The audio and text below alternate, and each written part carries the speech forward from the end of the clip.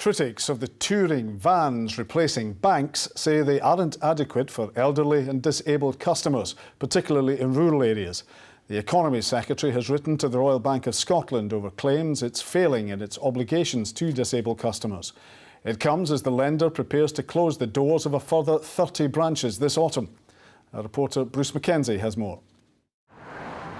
For many of us, day-to-day banking has changed drastically. Lots of us have moved to online or telephone systems, but for others, transactions are now carried out in a car park. The bank's not a place that you can get into, so I've got to sit outside and do all my business outside when everybody else is all round about me. I have to say how much I want and they count it out outside in front of everybody.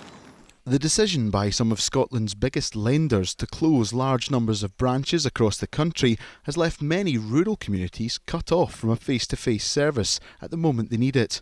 Some must plan around a weekly van visit, but Sandra can't get onto the vehicle. I think it's ridiculous that people like me and older people have got to do this. To ignore a significant proportion of its customers and tell us all that we need to move to the brave new world of technology is actually really quite disrespectful to many of those individuals. And I think banks should run parallel systems until we get to the stage where all of us are comfortable.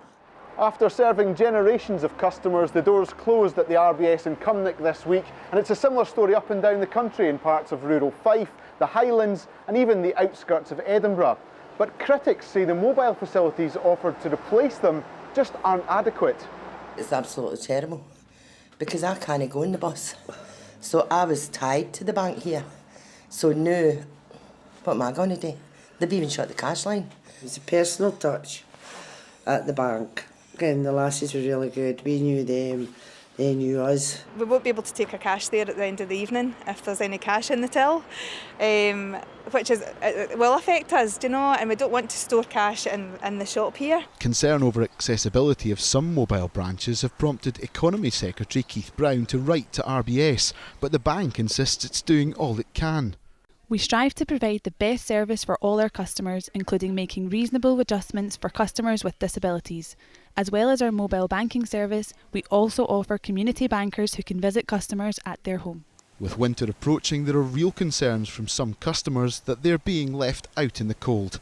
Bruce Mackenzie, STV News.